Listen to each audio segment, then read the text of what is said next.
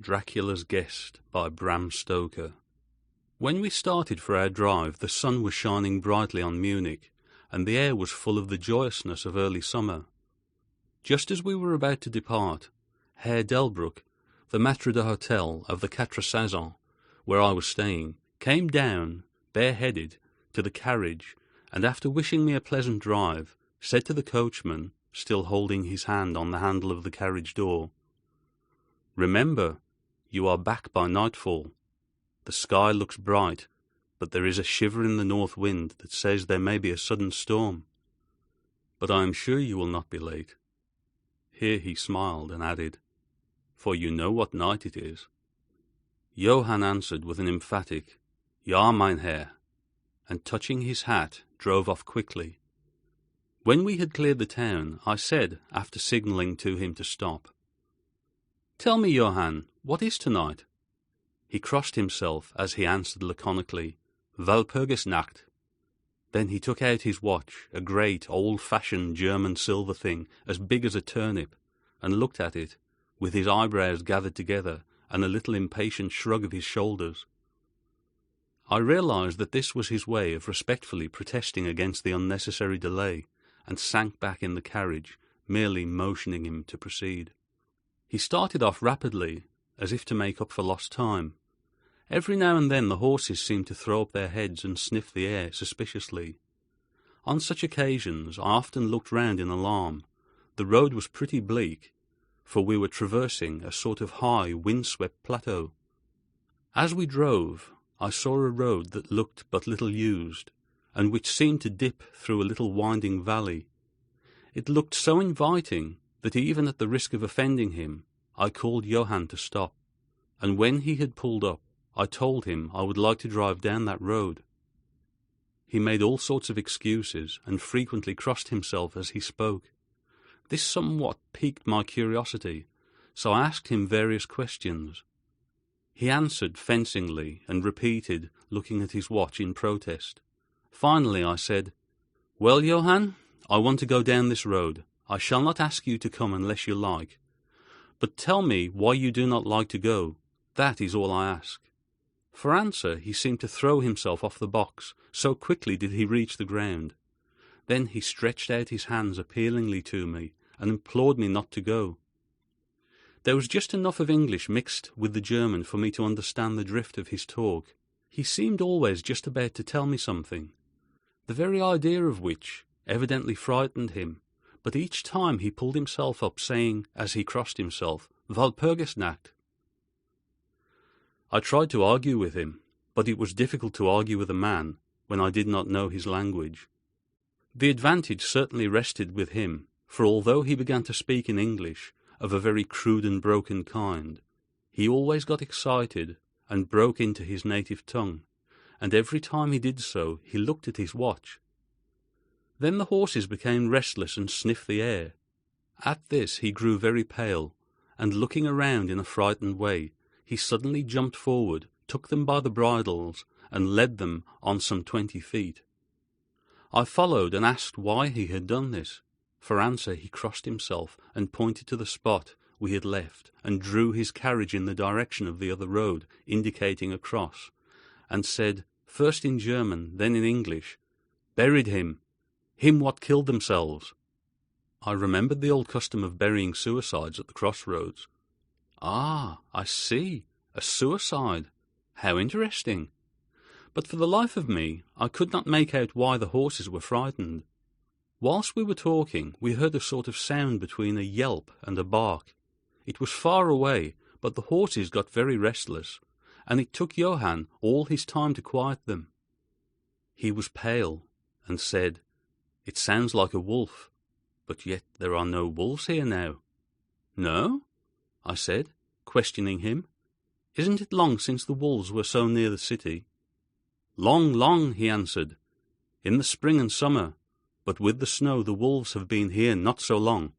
While he was petting the horses and trying to quiet them, the dark clouds drifted rapidly across the sky. The sunshine passed away, and a breath of cold wind seemed to drift past us. It was only a breath, however, and more in the nature of a warning than a fact, for the sun came out brightly again. Johann looked under his lifted hand at the horizon and said, "The storm of snow, he comes before long time." Then he looked at his watch again, and, straightway holding his reins firmly, for the horses were still pawing the ground restlessly and shaking their heads, he climbed to his box, as though the time had come for proceeding on our journey. I felt a little obstinate and did not at once get into the carriage. "Tell me," I said, "about this place where the road leads," and I pointed down. Again he crossed himself and mumbled a prayer before he answered. "It is unholy." "What is unholy?" I inquired. "The village." "Then there is a village?" "No, no. No one lives there. Hundreds of years." My curiosity was piqued. "But you said there was a village." "There was."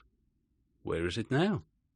Whereupon he burst out into a long story in German and English, so mixed up that I could not quite understand exactly what he said. But roughly I gathered that long ago, hundreds of years, men had died there and been buried in their graves, and sounds were heard under the clay. And when the graves were opened, men and women were found rosy with life, and their mouths red with blood. And so, in haste to save their lives, ay, and their souls, and here he crossed himself, those who were left fled away to other places, where the living lived, and the dead were dead, and not something. He was evidently afraid to speak the last words. As he proceeded with his narration, he grew more and more excited. It seemed as if imagination had got hold of him, and he ended in a perfect paroxysm of fear, white-faced, perspiring, trembling and looking round him, as if expecting that some dreadful presence would manifest itself there in the bright sunshine on the open plain. Finally, in an agony of desperation, he cried, "Walpurgisnacht!" and pointed to the carriage for me to get in. All my English blood rose at this, and standing back I said, "You are afraid, Johann, you are afraid. Go home. I shall return alone. The walk will do me good." The carriage door was open. I took from the seat my oak walking stick, which I always carry on my holiday excursions, and closed the door, pointing back to Munich, and said, "Go home, Johann. Walpurgisnacht doesn't concern Englishmen." The horses were now more restive than ever, and Johann was trying to hold them in, while excitedly imploring me not to do anything so foolish. I pitied the poor fellow. He was deeply in earnest, but all the same I could not help laughing. His English was quite gone now. In his anxiety he had forgotten that his only means of making me understand was to talk my language, so he jabbered away in his native German. It began to be a little tedious. After giving the direction, home, I turned to go down the crossroad into the valley. With a despairing gesture, Johann turned his horses towards Munich. I leaned on my stick and looked after him. He went slowly along the road for a while. Then there came over the crest of the hill a man, tall and thin. I could see so much in the distance. When he drew near the horses, they began to jump and kick about, then to scream with terror. Johann could not hold them in. They bolted down the road, running away madly. I watched them out of sight, then looked for the stranger, but I found that he, too, was gone. With a light heart I turned down the side road through the deepening valley to which Johann had objected. There was not the slightest reason that I could see for his objection, and I dare say I tramped for a couple of hours without thinking of time or distance, and certainly without seeing a person or a house. So far as the place was concerned, it was desolation itself, but I did not notice this particularly till, on turning a bend in the road, I came upon a scattered fringe of wood. Then I recognized that I had been impressed unconsciously by the desolation of the region through which I had passed. I sat down to rest myself and began to look around. It struck me that it was considerably colder than it had been at the commencement of my walk. A sort of sighing sound seemed to be around me, with, now and then, high overhead, a sort of muffled roar. Looking upwards, I noticed that great thick clouds were drifting rapidly across the sky from north to south at a great height. There were signs of coming storm in some lofty stratum of the air. I was a little chilly, and thinking that it was the sitting still after the exercise of walking, I resumed my journey. The ground I passed over was now much more picturesque. There were no striking objects that the eye might single out, but in all there was a charm of beauty. I took little heed of time, and it was only when the deepening twilight forced itself upon me that I began to think of how I should find my way home. The brightness of the day had gone. The air was cold, and the drifting of clouds high overhead was more marked. They were accompanied by a sort of far-away, rushing sound, through which seemed to come, at intervals, that mysterious cry which the driver had said came from a wolf. For a while I hesitated. I had said I would see the deserted village. So on I went, and presently came on a wide stretch of open country, shut in by hills all around. Their sides were covered with trees, which spread down to the plain, dotting, in clumps, the gentler slopes and hollows which showed here and there. I followed with my eye the winding of the road, and saw that it curved close to one of the densest of these clumps, and was lost behind it. As I looked there came a cold shiver in the air, and the snow began to fall. I thought of the miles and miles of bleak country I had passed, and then hurried on to seek the shelter of the wood in front. Darker and darker grew the sky, and faster and heavier fell the snow, till the earth before and around me was a glistening white carpet, the further edge of which was lost in misty vagueness. The road was here but crude, and when on the level its boundaries were not so marked. And when it passed through the cuttings, and in a little while I found that I must have strayed from it, for I missed underfoot the hard surface, and my feet sank deeper in the grass and moss. Then the wind grew stronger and blew with ever-increasing force, till I was fain to run before it. The air became icy cold, and in spite of my exercise I began to suffer. The snow was now falling so thickly, and whirling around me in such rapid eddies, that I could hardly keep my eyes open. Every now and then the heavens were torn asunder by vivid lightning, and in the flashes I could see ahead of me a great mass of trees, chiefly yew and cypress, all heavily coated with snow. I was soon amongst the shelter of the trees, and there, in comparative silence, I could hear the rush of the wind high overhead. Presently the blackness of the storm had become merged in the darkness of the night. By and by the storm seemed to be passing away. It now only came in fierce puffs or blasts.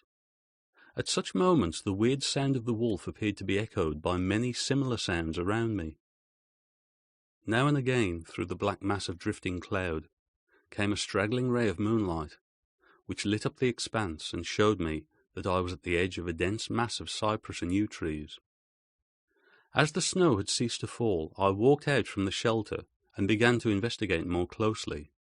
It appeared to me that amongst so many old foundations as I had passed, there might still be standing a house in which, though in ruins, I could find some sort of shelter for a while. As I skirted the edge of the copse, I found that a low wall encircled it, and following this, I presently found an opening. Here the cypress formed an alley leading up to a square mass of some kind of building.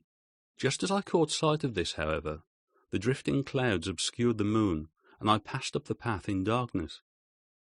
The wind must have grown colder, for I felt myself shiver as I walked. But there was hope of shelter, and I groped my way blindly on.